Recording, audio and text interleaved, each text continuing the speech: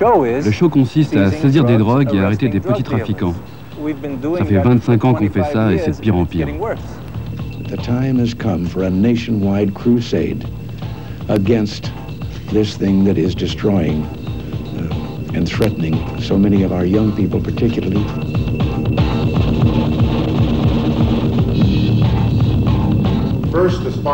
Malgré la croissance régulière du budget de répression depuis 1981, la quantité de drogue qui entre dans notre pays ne cesse d'augmenter. Malgré l'accroissement des saisies de drogue, leur prix ne cesse de baisser alors que leur pureté augmente.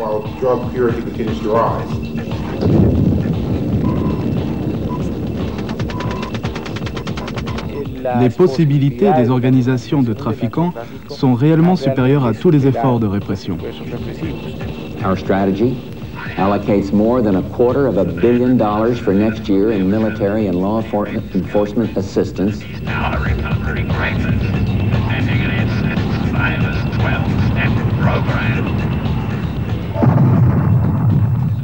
Je suis très inquiet parce que depuis 20 ans que je travaille dans ce laboratoire, j'ai vu que la quantité des drogues a toujours augmenté.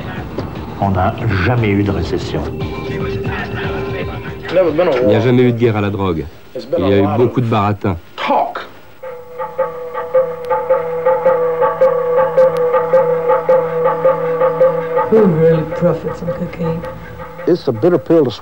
C'est une pilule amère à avaler, mais tout le monde en profite. Parce que c'est un énorme paquet d'argent balancé chaque année dans l'économie.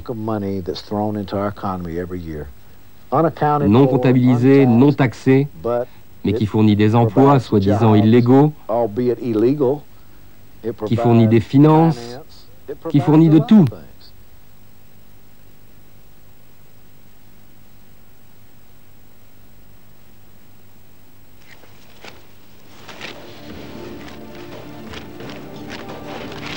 Les États-Unis n'ont pas lésiné sur les moyens pour en finir avec cette petite feuille de coca dont on extrait la cocaïne. Un budget multiplié par 100 en 10 ans, plus de 50 agences lancées dans la bataille et l'entrée de l'armée américaine dans la guerre pour un bilan accablant, 20 fois plus de cocaïne importée. La première explication de cet échec patent est d'ordre économique. 1 kilo de cocaïne, ce sont d'abord 200 kilos de feuilles de coca, soit 3000 francs payés aux producteurs andins. À la sortie de la Colombie, où l'on raffine la cocaïne, ce même kilo vaut environ 90 000 francs. Et là, grâce aux risques pris par exportateurs et distributeurs pour entrer aux États-Unis, il acquiert toute sa valeur. 300 000 francs prix de gros à son arrivée à Miami et plus de 2 millions de francs prix de détail une fois coupé sur le marché de rue. La politique de l'interdiction a deux objectifs. D'abord, saisir suffisamment de drogue pour que les prix montent et que ce soit difficile de trouver de la drogue. Ensuite, que les gens qui s'enrichissent sur le trafic soient punis et gênés.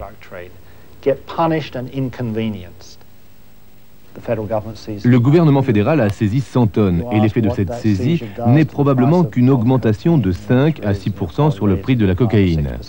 Le gouvernement a donc été incapable de rendre plus difficile l'entrée de la cocaïne dans le pays et il faut reconnaître que dans ce sens, c'est un échec. Depuis des années, l'économiste Peter Reuter explique aux parlementaires de son pays que cette théorie ne peut s'appliquer dans la pratique à un produit et à des commerçants aussi particuliers. En un an, les Colombiens détruisent 40 tonnes de cocaïne. On ne constate aucune rupture d'approvisionnement aux États-Unis. Nous avons saisi 22 000 kilos de cocaïne d'une seule organisation. Nous avons saisi tout ça et ça n'a pas changé le prix de la cocaïne à Miami d'un seul centime. Depuis le début de la guerre à la cocaïne, le prix au gramme a même baissé de plus de moitié. L'explication est simple. Les quantités importées sont énormes et à la différence d'un produit légal, le prix de gros de la cocaïne est dérisoire par rapport au prix dans la rue. En 10 ans de guerre, de puissantes organisations ont pris le contrôle du marché.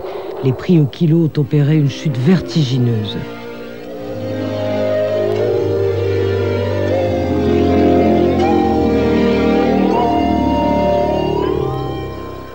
Quant à la pureté du produit,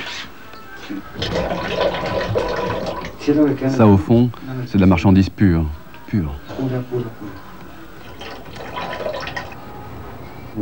Elle est au-dessus de 90% de pureté.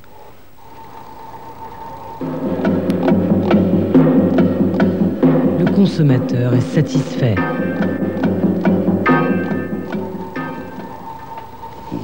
Il a une cocaïne plus pure et moins chère. Au début des années 80, 75% de la cocaïne consommée aux États-Unis entrait par les milliers de kilomètres des côtes de Floride. Une véritable passoire. La DEA, agence antidrogue américaine, était débordée. En janvier 1982, le président Reagan crée la South Florida Task Force qui embarque dans la guerre à la cocaïne la force aérienne, le FBI, les douanes, les gardes-côtes, la marine et même le fisc. Ce contingent hétéroclite a été très efficace pour évincer les petits poissons et les intermédiaires. Les trafiquants les plus puissants ont pu ainsi s'assurer le monopole du marché en cassant les prix.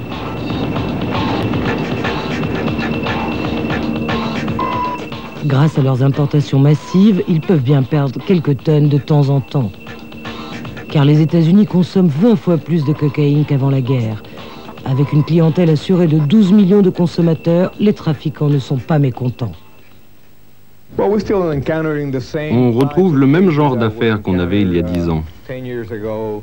Les trafiquants continuent à utiliser les mêmes routes, les mêmes méthodes qu'ils utilisaient avant. On voit des cas de plus en plus énormes dans les cargos. La South Florida Task Force a eu bien d'autres effets malencontreux. Elle a stimulé les parrains à ouvrir de nouvelles routes hors de la Floride. Quand les trafiquants voient le genre de boulot qu'on fait ici et à l'aéroport, ils se déplacent vers d'autres ports moins équipés. Alors les douanes vont devoir s'agiter dans ces ports et les trafiquants vont partir ailleurs. Et quand vous les stoppez par air? Ils passent par la mer. Et si on bloque les containers, ils s'en vont à la frontière mexicaine et passent par les routes. Partout. Où qu'ils aillent, on doit courir derrière et les arrêter. Le trafic s'est ainsi dispersé, étalé dans les îles des Caraïbes, puis jusqu'en Europe, où plus de 120 tonnes entrent désormais chaque année. Il est plus que jamais incontrôlable. Je ne veux pas du tout faire de polémique, mais enfin, je crois qu'on est aussi efficace avec nos frontières qu'avec la frontière mexicaine. Hein. Parce que les Colombiens et les autres, ils sont pas fous. Ils regardent où ça passe. Ils vont pas venir se mettre dans la nasse du Havre, ou dans celle de Marseille, ou dans celle de Rotterdam. Ils vont peut-être aller dans des ports où on est à peine équipé encore. L'aéroport de Roissy dispose maintenant d'un système pionnier, le Psychoscan. Malgré tous les dispositifs coûteux mis en place, l'Europe ne saisit toujours que 5 à 15% d'une cocaïne qui se glisse désormais dans absolument n'importe quoi. Ça se planque partout. C'est difficile qu'ils le chopent. 90% de ce qu'on envoie passe. La dernière trouvaille, la cocaïne moulée et compressée sous forme de haricots rouges. Les trafiquants avaient poussé la perfection jusqu'à imaginer avec un pinceau le grain de germe du haricot rouge. Les trafiquants de drogue sont très inventifs. Le dernier truc qu'on a découvert, c'est de la cocaïne cachée dans des bois constrictors, dans des serpents. Les trucs? Tu veux que je te dise les trucs? Voilà, après je sais plus. Les escargots. Ces jupons, qu'utilisent traditionnellement les Indiennes, étaient nettement chargés de drogue. Alors je précise que les escargots étaient vivants. Ben, les trucs, c'est d'envoyer dans des jouets, du bois pressé, des pièces de rechange. Tout ce qui te passe par la tête.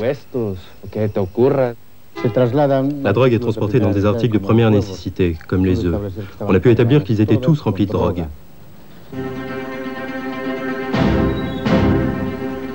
La liberté du commerce empêchant un contrôle sérieux des marchandises et donc de l'arrivage de la cocaïne, les agences antidrogue ont tendance à remplir leurs statistiques à coups d'arrestations massives de consommateurs et de petits revendeurs de rue.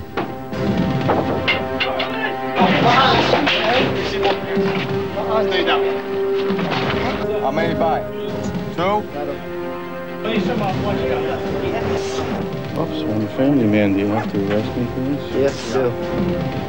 Illegal to buy narcotics.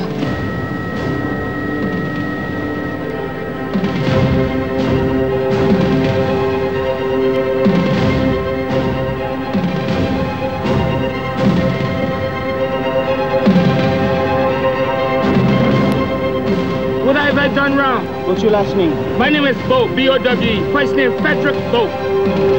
You gonna charge me for what? I'm not reason. On vient là, on essaye d'aider la communauté. On arrête des gens qui achètent et qui vendent de la drogue. Mais dès que l'affaire arrive devant la justice, pour une raison ou pour une autre, on les remet dans la rue, des fois même avant qu'on ait fini de remplir les papiers. Est-ce que le système marche vraiment? C'est ça qui nous embête. La guerre à la drogue ne sera jamais gagnée tant qu'on n'aura pas gagné la guerre contre notre système judiciaire. On voit toujours les mêmes quantités de drogue dans la rue. Et les prisons sont toujours pleines.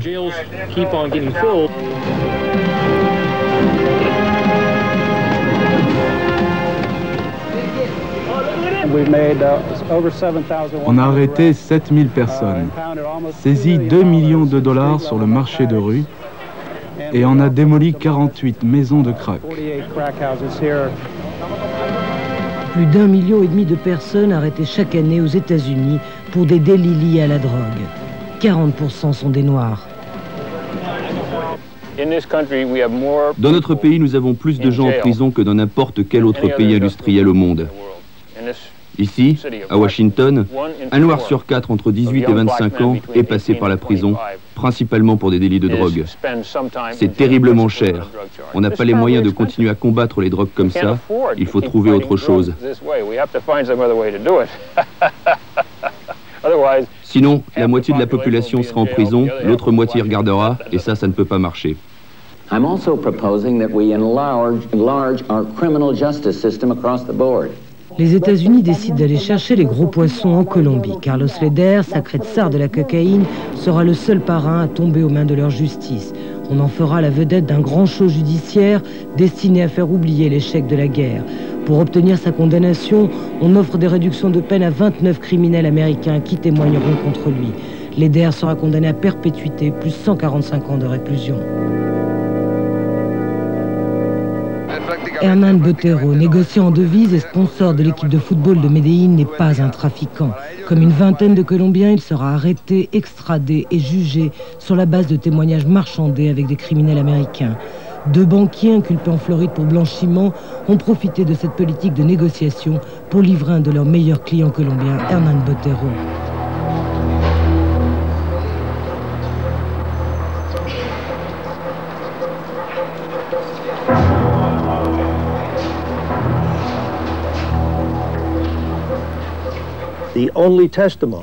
Le seul témoignage qu'il implique dans des activités illégales est le témoignage négocié avec 2 cadres d'une banque.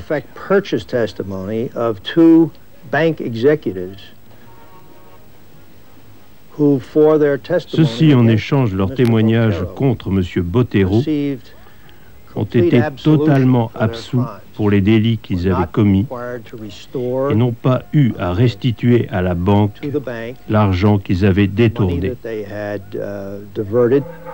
Botero a été condamné à 30 ans de réclusion pour fraude sur le courrier et les 2 banquiers ont obtenu dans leur marchandage avec les procureurs de se partager ses biens. Les témoins présentés par l'accusation aux États-Unis, une proportion 90-95%, sont des personnes qui sont déjà détenues, qui négocient leurs déclarations, leurs témoignages dans un procès déterminé afin d'obtenir une sanction moins sévère. Tous les Colombiens sont condamnés prioritairement aux États-Unis, absolument tous. Je ne connais pas encore le premier cas d'un Colombien qui ait pu être jugé vraiment en toute impartialité. Le système judiciaire américain permet aussi aux trafiquants condamnés ou en passe d'être condamnés de se convertir en témoins professionnels grassement payés.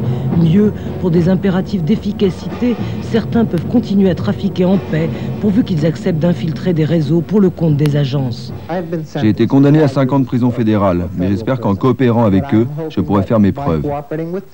Ils rabaisseront ma sentence et me donneront un boulot à la sortie. J'ai passé 15 ans à trafiquer. Peut-être que je vais en passer 15 avec le gouvernement, s'ils veulent de moi. J'ai travaillé avec 2 types qui volaient pour la DEA. Je pense qu'ils n'avaient aucune contrainte parce qu'ils alternaient un vol de drogue pour eux, un vol pour le gouvernement. Ces trafiquants jouant aux policiers finissent par se confondre avec les vrais policiers. Les parrains tirent parti du système. Pablo Escobar a souvent livré ses propres concurrents à la DEA. Les agents infiltrés dans son réseau gonflaient leurs statistiques et en remerciement couvraient les exportations d'Escobar. Le meilleur business à New York maintenant, c'est d'être une balance pour la DEA. D'un côté, tu trafiques avec une licence quasi fédérale et tu jouis d'immunité. Et de l'autre, tu fais tomber des gens. Et les flics sont contents parce qu'ils réussissent leurs opérations et qu'ils ont de l'argent. Michael Levin a démissionné après avoir dirigé une division d'infiltration à la DEA. Il a joué le jeu pendant 25 ans, infiltré, trafiqué, aidé à importer de la drogue et à la distribuer dans l'espoir de faire un jour un gros coup. Derrière ces fameux coups de filet très médiatiques de la DEA, une réalité navrante. Pour arrêter plus de monde, les agents déguisés en trafiquants tentent des pièges à des personnes en situation économique difficile. Ils les incitent d'abord à trafiquer pour résoudre leurs problèmes, puis ils les arrêtent. Quant à la cocaïne importée par ces curieux réseaux, elle parvient fréquemment jusqu'aux consommateurs.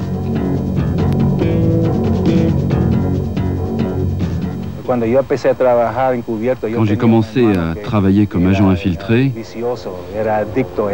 mon frère était accro à l'héros. J'ai cru toute la merde, comme disaient les chefs de la DEA et les politiciens. Que notre ennemi dans cette guerre contre la drogue, c'était ces étrangers qui nous envahissaient avec leur drogue.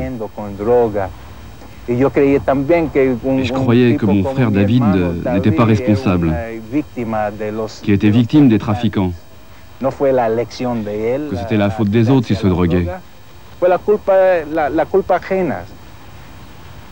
J'ai commencé à m'infiltrer, j'étais un de leurs meilleurs agents. Et j'ai découvert que c'était les Blancs, les nôtres, qui étaient à la tête du trafic. Toute la guerre à la drogue n'était qu'une énorme fraude. Los aduaneros, los funcionarios de aduanas, los funcionarios de la DEA, del FBI, del Scotland Yard. Les fonctionnaires des douanes, de la DEA, du FBI, de Scotland Yard, ils justifient tous leur boulot en poursuivant des soi-disant trafiquants colombiens. Naturellement, je crois qu'une bonne proportion de ces gens se laissent acheter. Sinon, on ne pourrait pas s'expliquer que des volumes aussi énormes, qui représentent des millions de dollars tous les ans, puissent circuler de par le monde bien plus facilement que les produits honnêtes.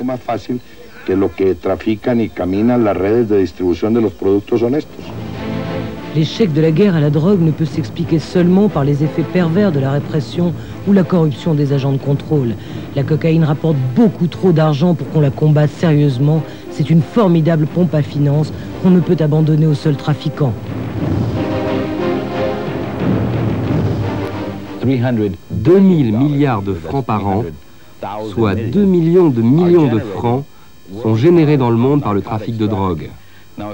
Si on divise ça par 365, on arrive à un chiffre incroyable de 5 milliards de francs par jour.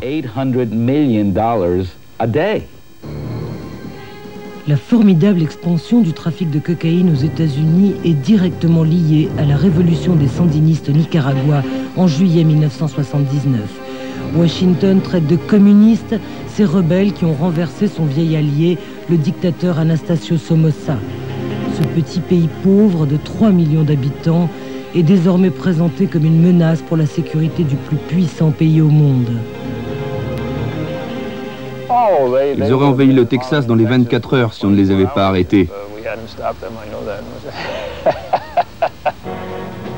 Aussitôt entré en fonction, le président Reagan met à disposition de la CIA 120 millions de francs pour financer et entraîner une force paramilitaire, la Contra, qui devra renverser les sandinistes.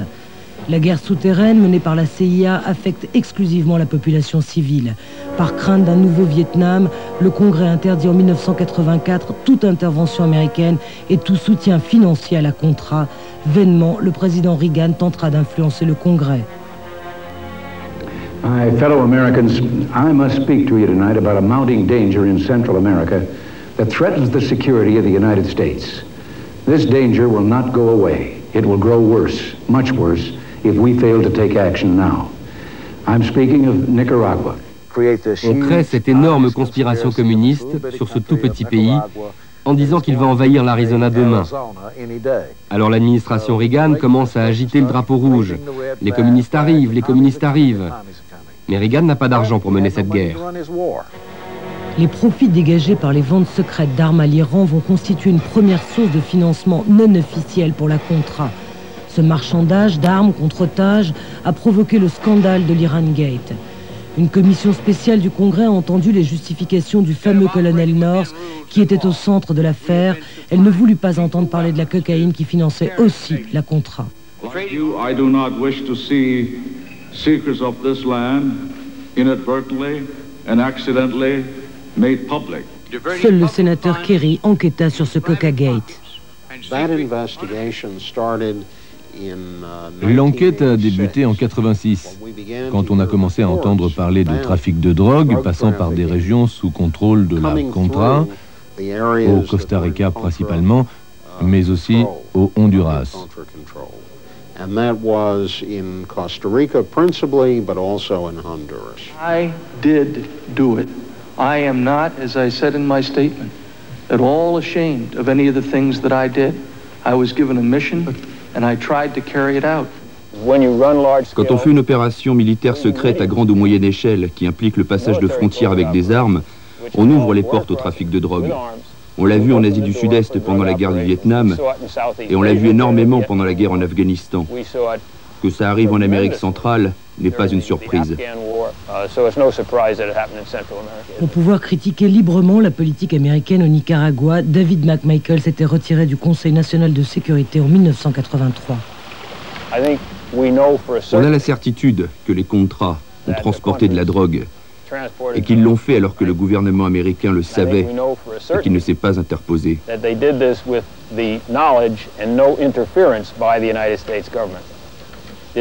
L'ont-ils fait avec une participation active du gouvernement? C'est moins certain. Mais il y a beaucoup d'éléments qui montrent que c'est bien arrivé. Toute tentative de parler de cocaïne pendant ces auditions fut étouffée. Ainsi, cet homme qui voulait faire éclater la vérité fut emprisonné.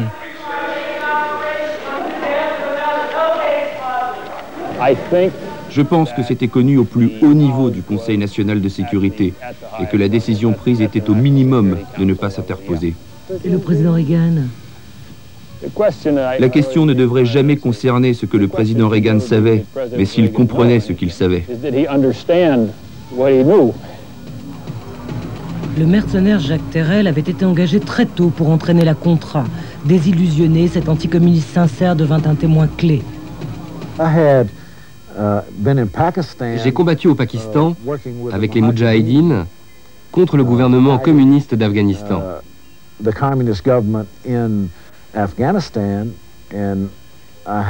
Là-bas, ça arrivait qu'on me donne 10 paquets de hash. Et c'était mieux que de me donner un sac plein d'argent. Parce que je pouvais vendre le hash et gagner plus.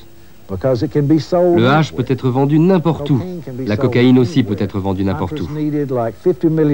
Les Contras avaient besoin de 300 millions très très vite, dès que l'aide avait été coupée. Parce qu'ils avaient acheté à Israël 2 bateaux d'armes, et Israël ne fait pas de crédit.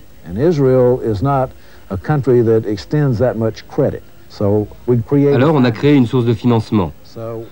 On a engagé un homme, en fait, on l'avait déjà engagé, il s'appelle Manuel Noriega.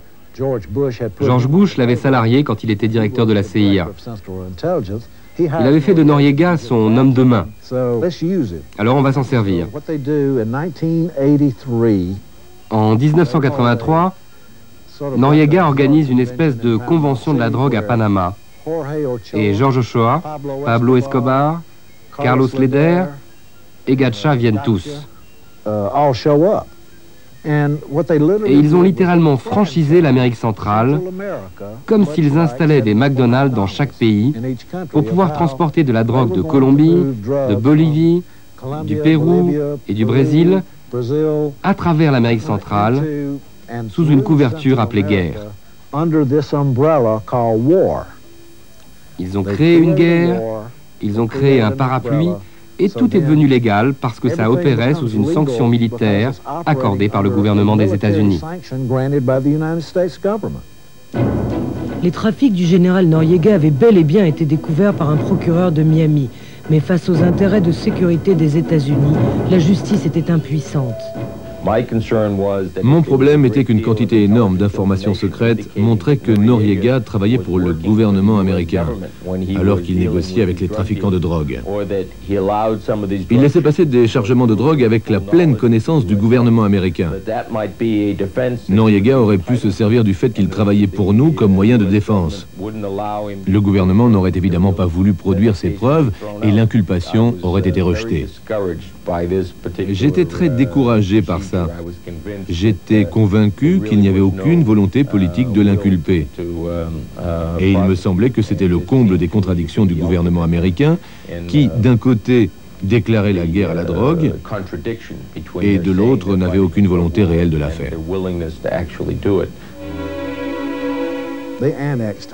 Le gouvernement américain a annexé le Honduras et nous avons permis aux plus gros de faire ce qu'ils voulaient. Si j'avais eu 5 millions de dollars et que je voulais de la cocaïne, il me suffisait d'aller à Tegucigalpa au Honduras, téléphoner à certaines personnes et attendre. J'aurais eu ma cocaïne dans les 48 heures. Je serais sorti du pays sans fouille, sans contrôle, parce que j'aurais simplement dit « Je suis avec la Contra. Je suis avec le gouvernement américain. » Et on ne peut même pas dire que les militaires américains ne contrôlaient pas la situation, puisqu'elle était contrôlée par la CIA, le renseignement militaire et le CNS. Mais il y avait des gens indépendants qui faisaient ce qu'ils voulaient. Et pour faire de l'argent, ou tu vends des armes, ou tu vends des drogues. Au cœur du réseau armes-cocaïne de North, les trafiquants de Medellín, d'anciens généraux pionniers des échanges d'armes contre héroïne au Laos. Un général transitaire, des membres du Conseil national de sécurité, le tout avec la bénédiction de la Maison-Blanche. Ils ont fait un marché avec le cartel de Medellín, sous condition qu'ils leur reversent un peu des profits pour pouvoir continuer leur petite guerre. Le trafiquant colombien George Morales, propriétaire d'une flottille d'avions de transport de drogue, venait d'être inculpé en Floride lorsque la CIA le contacta. Il faut comprendre ma situation. J'étais dans le business de la drogue depuis longtemps et je n'avais pas besoin de passer par le Costa Rica pour aller aux États-Unis. Vivant en Colombie, ça m'était facile de faire mes connexions là-bas et d'envoyer la cocaïne directement aux États-Unis. Je me suis retrouvé avec ces gens en 1984 après mon inculpation. Ils m'ont contacté pour que je les aide à combattre les communistes.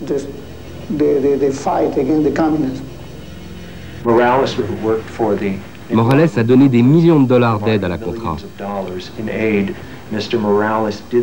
Monsieur Morales a effectué les vols avec l'approbation de la Contra et sous la direction des leaders de la Contra, qui lui ont assuré la protection des vols pour que Monsieur Morales puisse faire atterrir des avions bourrés de cocaïne sur des aéroports publics en Floride sans jamais être inspectés. Je devais avoir une contrepartie pour mon aide. Ils m'ont dit qu'ils iraient à Washington, parler avec les gens là-bas.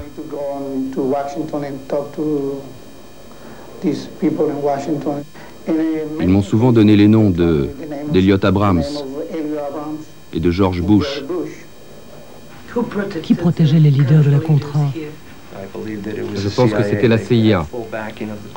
Ils couvraient la Contra à cette époque. Les Contras fournissaient aussi des faux passeports et des documents de voyage, fabriqués à mon avis à Landmark en Virginie. C'est le quartier général de la CIA aux États-Unis. Les trafiquants et les gens de haut niveau dans les organisations de drogue auxquelles j'ai parlé sont pour la plupart extrêmement intelligents. Ils vous disent qu'ils répondent à une demande avec un produit que quelques fous ici préfèrent voir rester illégal parce que ça satisfait leur notion de morale. Et les trafiquants sont prêts à profiter de tout ça. Ils nous regardent et ils disent, bon, si vous avez un gouvernement cinglé qui a 10 agences différentes qui se tapent dessus, j'en profite. Et si vous avez un gouvernement cinglé qui veut tuer des contrats et financer une guerre civile en Amérique centrale, on va s'y mettre et voir comment s'en servir pour ce qu'on veut.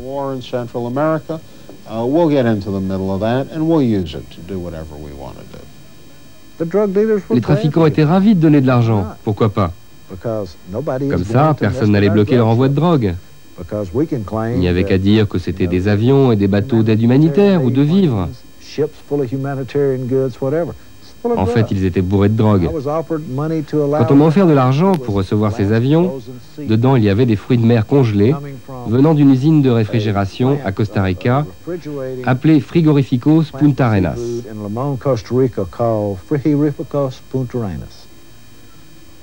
En fait, l'usine appartenait à la CIA. Le personnel était de la CIA. Ils étaient censés construire des bateaux sous couvert de l'opération de fruits de mer. Et en réalité, ils mettaient de la cocaïne dans des langoustes congelées qu'ils expédiaient aux États-Unis. Gary Betzner, pilote dans l'organisation de George Morales, transportait aussi des armes pour la Contra. George m'a dit qu'il voulait que je transporte des chargements d'armes et que je rapporte la cocaïne du Costa Rica. Il m'a donné l'adresse du ranch de John Hull, un opérateur de la CIA au Costa Rica. Je partais vers minuit. J'arrivais au ranch de Hull à 7 h du matin. Je déchargeais les fusils. Je chargeais 500 kilos de coke dans l'avion. Je faisais le plein de l'avion et je repartais. Et à chaque voyage, je me payais avec 20 kilos, soit à peu près 2,5 millions. Le front de la Contra, situé à la frontière du Costa Rica, était dirigé par le commandant Pastora, alias Comandante Cerro. C'est d'abord le commandant Zero qui m'a contacté en m'expliquant qu'ils allaient lancer une opération pour renverser le régime communiste. Plus tard, un type se présentant comme de la CIA m'a dit que l'opération était approuvée. J'étais d'accord pour aider à évacuer les blessés parce que j'avais des pistes, des radios, des avions.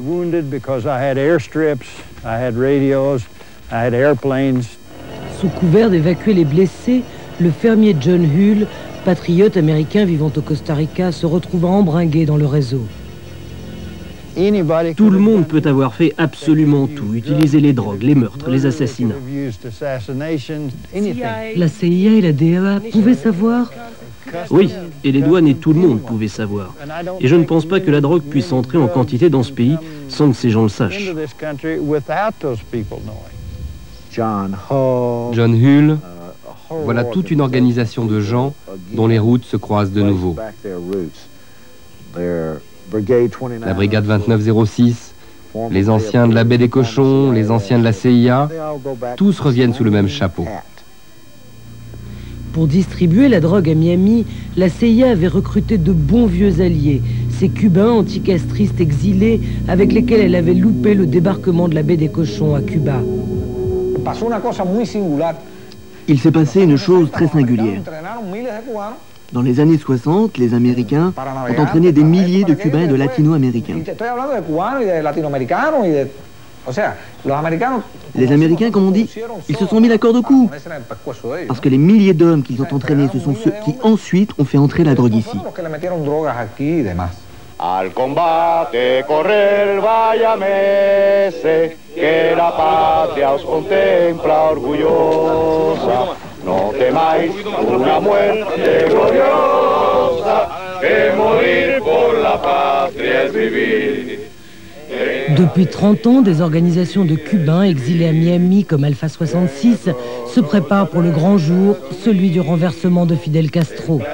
Escuchar el sonido a las armas valientes correr. ¡Abajo el comunismo! ¡Abajo! En recrutant certains membres des organisations anticastristes pour son réseau de financement de la Contra, la CIA leur rend un fier service. Ces Cubains seront protégés pour trafiquer à leur compte, pour financer en même temps la contre-révolution cubaine.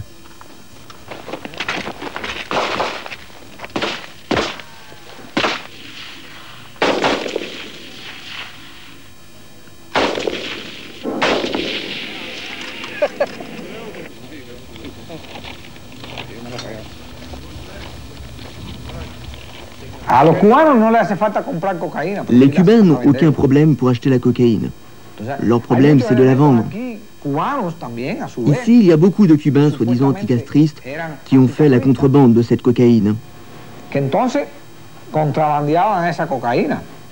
Nancy? Thank you. Say yes to your life. And when it comes to drugs and alcohol, just say no. Dans la période de 1983 à 1986, le prix du kilo de cocaïne aux États-Unis a chuté de 37%. Et voilà Nancy Reagan qui dépense 5 milliards de francs en disant « dites simplement non à la drogue ». Et pendant ce temps-là, voilà des avions de transport militaire, des bateaux, des barques, tous ceux qui peuvent amener de la cocaïne d'Amérique centrale, de Colombie, du Venezuela, de n'importe où, qui annoncent « je suis dans la guerre de la Contra, je suis un Contra ». On leur répond « bien sûr, on va pas fouiller vos bagages ni votre avion, rentrez donc votre cocaïne par tonne ». John Mattis, ancien enquêteur attaché au Sénat, décida d'assumer la défense de ces hommes que le gouvernement américain avait utilisés et voulait faire taire. Parmi eux, Betzner, Morales et Terrell. Dans le pire des cas, le gouvernement américain a été partie prenante de la croissance énorme du pouvoir de Pablo Escobar. Dans le meilleur des cas, la seule chose qu'on peut dire, c'est qu'ils se sont laissés exploiter par Pablo Escobar pour des objectifs politiques dans la recherche de financement pour la Contra. C'est ce que les États-Unis, en guerre officielle contre la drogue, devaient étouffer à tout prix. Sous pression de la Maison-Blanche, la commission Kerry arrêta ses travaux. Il y a eu une sorte de consensus par crainte d'un nouveau Watergate à Washington. Le scandale du Watergate avait été très déstabilisant. Quand celui de l'Iran-Contra a commencé, de nombreux rédacteurs en chef, des gens du Congrès et de l'exécutif ont dit « Ce pays ne peut pas se permettre un nouveau Watergate ». Il y a eu une volonté des gens au plus haut niveau dans les médias et au gouvernement pour endiguer tout ça, trouver une histoire acceptable pour le dissimuler. Alors on va incriminer Oliver North et les gens de moindre niveau et on passe à autre chose. Le pays a des problèmes plus sérieux à résoudre. Le Coca-Gate fut étouffé. La guerre finie, il ne restait plus qu'à se débarrasser des témoins gênants. Oliver North et Reagan ont dû m'extraire du théâtre des opérations. Et ils l'ont fait avec une mitraillette pointée juste là. Le trafiquant George Morales fut condamné à 16 ans de réclusion puis mystérieusement assassiné. Gary Betzner purge une peine de 30 ans. Le général Noriega s'est livré après l'intervention à Panama. Il a été condamné à 40 ans. J'ai été menacé à plusieurs reprises. J'ai été victime d'un attentat au Costa Rica. Des gens ont tenté de me kidnapper. Oliver North, après un procès pour la forme en avril 1989, s'est lancé dans la vie politique. Le vice-président Bush a été élu président. Quant au trafic, il est plus prospère que jamais.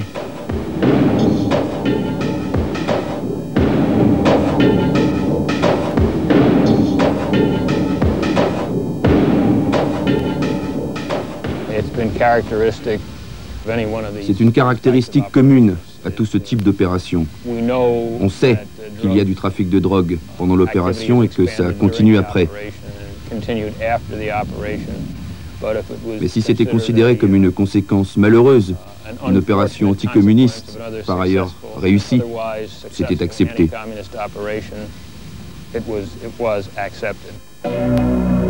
Grâce à la guerre anticommuniste, Petit Parrain est devenu gros. Aux yeux du monde, Rodriguez Gacha, Pablo Escobar, Jorge Ochoa et leurs collègues des cartels sont devenus les premiers bénéficiaires du trafic. Le secret de leur puissance, ce sont ces routes d'exportation ouvertes puis protégées par l'administration américaine. Mais la cocaïne profite à bien d'autres acteurs. En Colombie, la guérilla causait de sérieux problèmes à l'armée officielle. Un agent de la CIA, Ramon Milian, réunit 223 parrains et leur proposa de financer une armée parallèle pour aider à combattre la guérilla. Ramon m'a dit qu'il regrettait de s'être impliqué dans le trafic. Mais disait-il, il est important que nous, les capitalistes, le contrôlions. Parce que si les communistes le contrôlent, ce sera pire. Des officiers de réserve israéliens qui avaient déjà aidé la CIA à armer la Contra vont être contactés pour entraîner l'armée de la cocaïne en Colombie. Parmi eux, le colonel Yair Klein, propriétaire de l'entreprise de sécurité Spearhead, accrédité au ministère de la Défense. J'ai prévenu les services secrets que je partais et pourquoi. Ils m'ont juste dit d'être prudent. Cet ancien chef de commando parachutiste aura pour couverture en Colombie un contrat passé avec Agdegan, une association d'éleveurs qui veulent se défendre de la guérilla. À ma première rencontre avec Agdegan, était présent à la réunion un vice-ministre, un directeur de banque, un officier du haut commandement militaire et un officier supérieur du service de sécurité. C'est donc en pleine connaissance des autorités américaines, israéliennes et colombiennes que 5 colonels de réserve israéliens vont entraîner ces soi-disant éleveurs au tarif de 5 millions de francs. Leur camp se trouve dans la région du Magdalena Medio, réputé abriter le plus grand complexe industriel de cocaïne au monde. On ne savait pas qu'on travaillait avec des trafiquants. Et à mon avis, à l'époque, ils ne faisaient pas encore partie du cartel. On était 5 colonels et on n'est pas des idiots. Tous les 5 sont accrédités pour vendre des armes de l'industrie militaire israélienne et l'armée colombienne se félicite que la cocaïne l'aide à gagner la guerre contre le communisme. Notre camp d'entraînement était au milieu de 3 bataillons de l'armée. On faisait du sport avec les soldats, les munitions provenaient de l'armée et, en ce qui nous concernait, tout était super légal. Pour cette croisade anticommuniste, un général colombien a aussi engagé un célèbre groupe de mercenaires britanniques surnommés les chiens de guerre.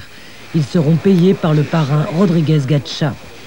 Les services secrets britanniques sont évidemment au courant, puisque ces mercenaires sont des anciens des troupes d'élite de Sa Majesté.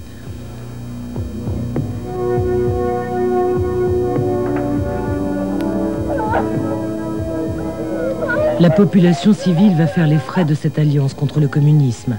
37 massacres collectifs de travailleurs agricoles vont bientôt se succéder. Ils visent à terroriser les syndicats paysans traités de communistes. Les gens disent que c'était la police. Les enquêteurs colombiens découvriront la piste des mercenaires après le massacre des 12 juges et greffiers d'une commission d'enquête. Le responsable est identifié et arrêté. Vladimir était le meilleur élève de Klein. Je suis un simple agriculteur. Je me consacre à mon travail et à ma famille.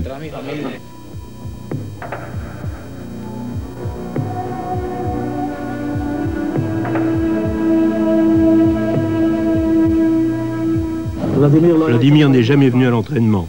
J'ai vu les images. Il y en avait bien un qui ressemblait à Vladimir. Mais c'est comme les canards, ils se ressemblent tous les 50 qui ont participé à cet entraînement. De toute façon, il n'y avait aucun Vladimir dans notre camp.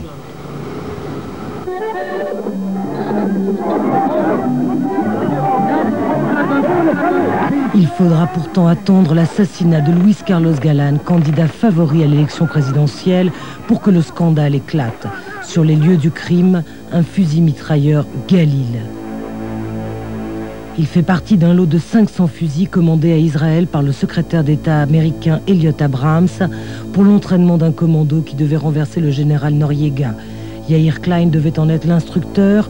Le projet ayant avorté, ces armes ont été revendues à l'armée de la cocaïne. La cocaïne ne finance pas seulement la lutte anticommuniste. Au Pérou, des officiers de l'armée se sont alliés aux trafiquants tout simplement pour profiter eux aussi de l'argent de la cocaïne. Ils sont donc entrés en conflit avec la police antidrogue de leur pays. Tout commence en 1981, au début de la guerre à la drogue, lorsque les Américains poussent la police péruvienne à investir le Haut-Huallaga, première région productrice de coca au monde.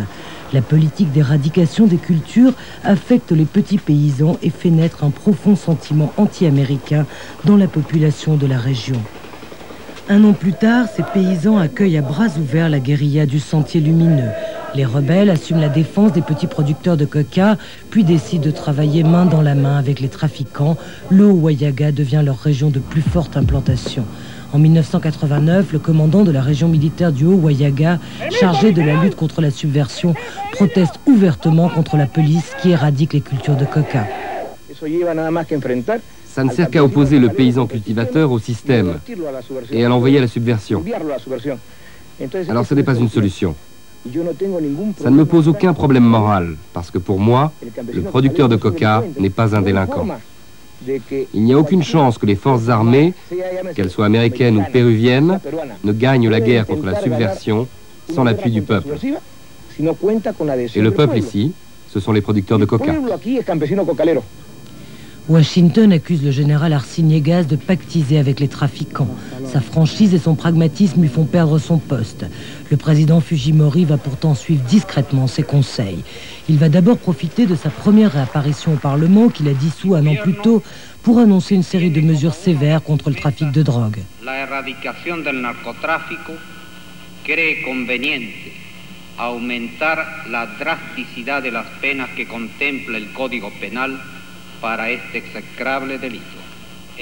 Pour les trafiquants, peine de réclusion à perpétuité. Et pour les militaires, exclusivité du contrôle des régions de production. Lâché par la classe politique, le président Fujimori doit bien ça à son armée, qui est son seul soutien. Dans la deuxième étape de l'administration Fujimori, la cohabitation entre pouvoir militaire et politique devient évidente. Et les exigences d'augmentation de la solde des officiers se sont tues.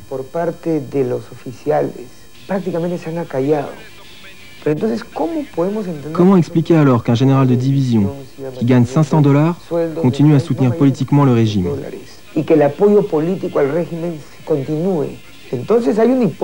Eh bien, il y a une hypothèse intéressante. La lutte contre le trafic serait tout simplement devenue une sorte de source de revenus alternatif pour ceux qui sont chargés de la mener.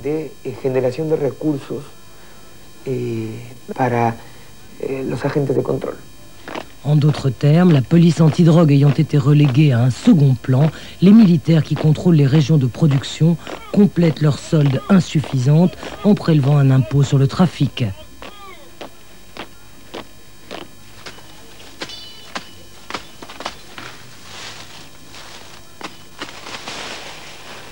Anteriormente, la guerrilla, tanto los grupos armados como Sendero Luminoso o el MRTA. Avant, les guérillas du Sentier Lumineux et du MRTA contrôlaient le trafic de drogue. Comme ils se sont repliés, ils ont laissé un espace libre qui a été aussitôt occupé par l'armée. Maintenant, les patrouilles de l'armée servent de garde privée aux trafiquants.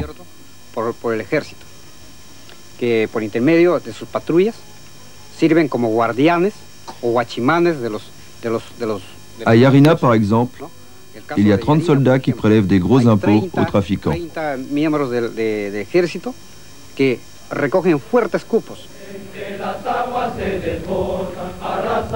Aujourd'hui, le Sentier Lumineux a perdu le Haut-Wayaga et les régions productrices de coca.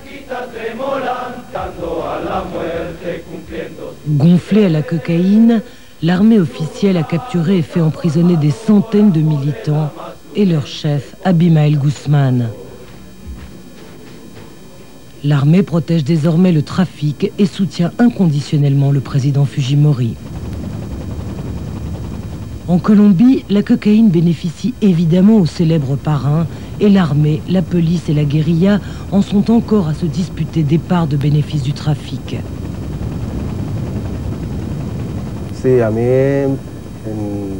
On m'a tiré dessus à 3 reprises. On suppose que c'est la guérilla. Ils surveillent les cultures. Alors ça ne les arrange pas qu'on leur détruise leur culture.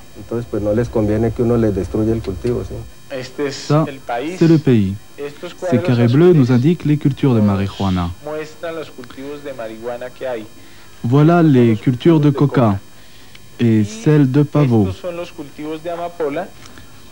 Ça, ce sont les régions où la guérilla est présente. Une présence très claire de la guérilla dans les régions de production. La guérilla ne se contente pas de surveiller les cultures. Elle recrute les paysans. Elle leur fournit souvent les graines et elle met en place un système évident de production de drogue illicite.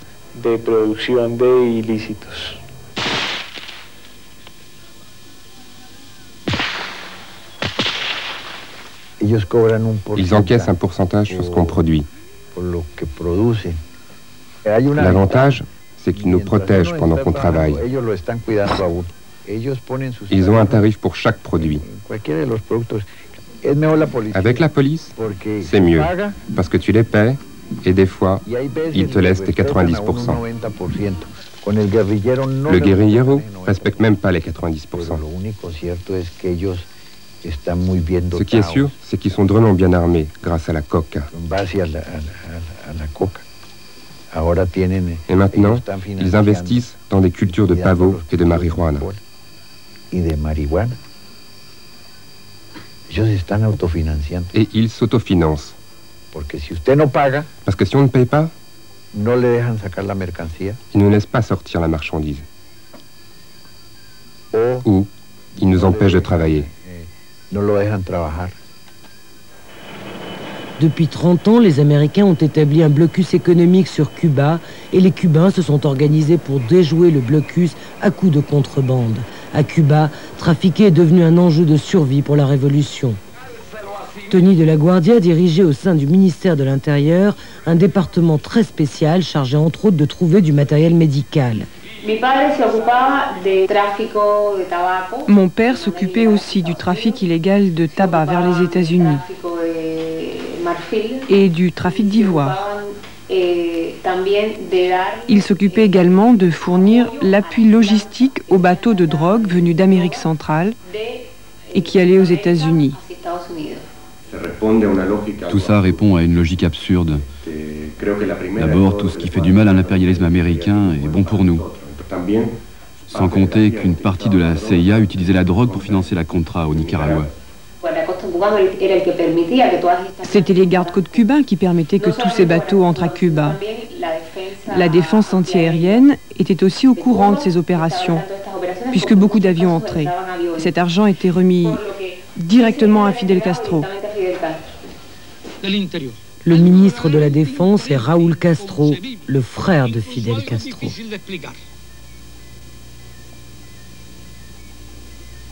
Que los norteamericanos tenían por lo menos dos nombres.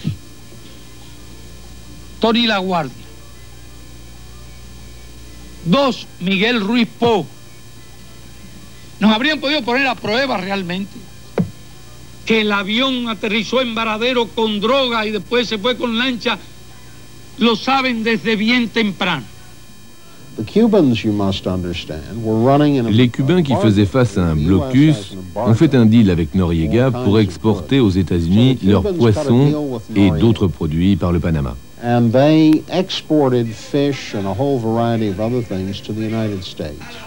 Ensuite, ils se sont retrouvés impliqués dans le trafic de drogue essentiellement pour financer leurs propres opérations couvertes.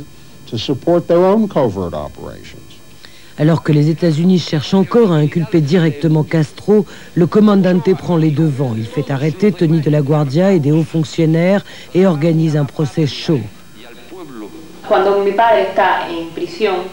Lorsque mon père était en prison, il a reçu la visite de Fidel, qui lui a demandé d'assumer la responsabilité de toutes les opérations de drogue et de ne pas nommer d'officier de plus haut rang que lui.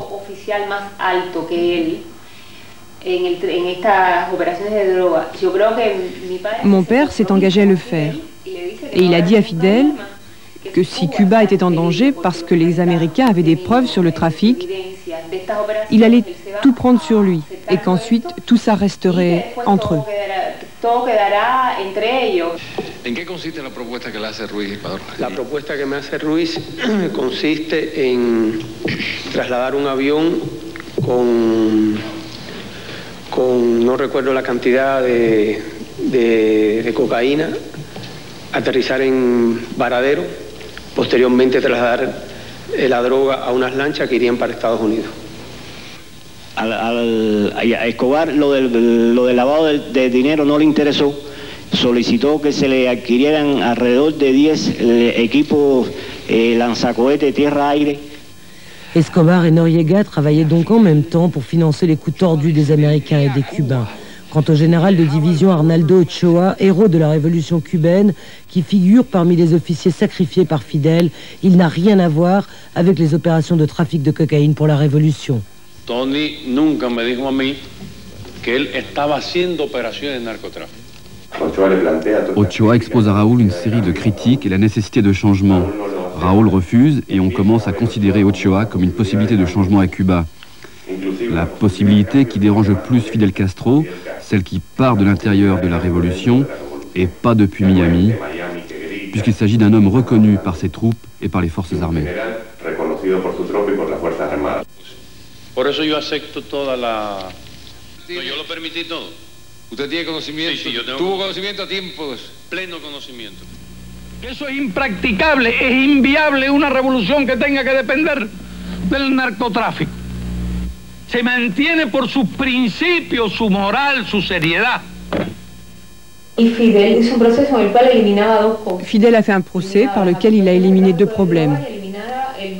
Les accusations de trafic de drogue et un groupe d'officiers dangereux pour son pouvoir.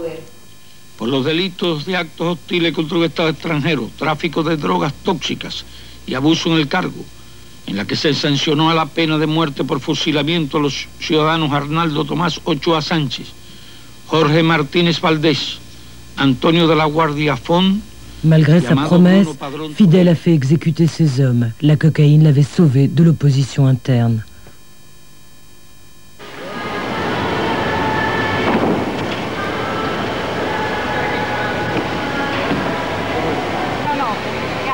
Cocaïne, beaucoup d'argent que se disputent beaucoup de pays et beaucoup d'acteurs.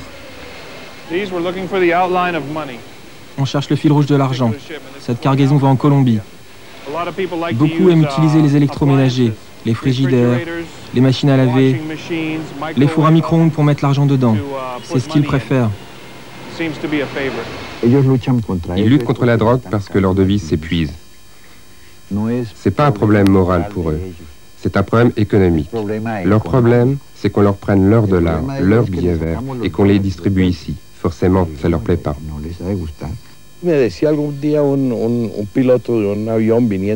Un pilote d'un vol international m'a raconté qu'il avait travaillé des années dans une compagnie de vol charter pour cadres et qu'une des plus grandes banques de New York l'envoyait très souvent chercher Don Pablo Escobar aux Bahamas pour le ramener faire une visite à la banque. J'imagine que le volume des comptes courants de ce monsieur justifie tout ça. D'ailleurs, il y a des photos de Don Pablo Escobar devant la Maison Blanche. 90% des bénéfices de la cocaïne restent aux États-Unis et 10% viennent en Amérique latine. Sur 80 à 90 milliards de dollars chaque année, 5 à 6 milliards retournent en Colombie et 3 milliards en Bolivie et au Pérou. Bien sûr, c'est une montagne d'argent pour nous. Je ne voudrais pas minimiser, mais le gros de l'argent reste aux États-Unis et se blanchit dans les banques américaines. Et pourtant, on n'entend pas parler d'actions contre les mafias américaines ou contre les banques américaines. Les banquiers, bien sûr, parce que l'argent s'achète, se vend et se prête, et que plus tu as d'argent, plus tu peux acheter, vendre et prêter. Et bien sûr, les banquiers prétendent toujours qu'ils ne sont pas des policiers, qu'ils ne savaient rien, que ça avait l'air d'un homme d'affaires légitime. Et puis je pense aux économies. Toute l'économie peut profiter du trafic de drogue.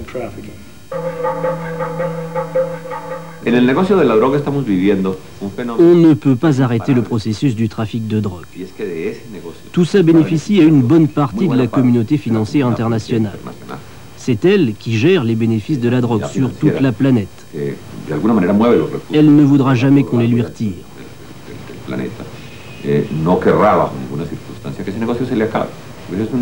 C'est une affaire très prospère qui joue sur des capitaux énormes. Retirer ces ressources à la communauté financière internationale dans un moment de récession mondiale serait trop dangereux.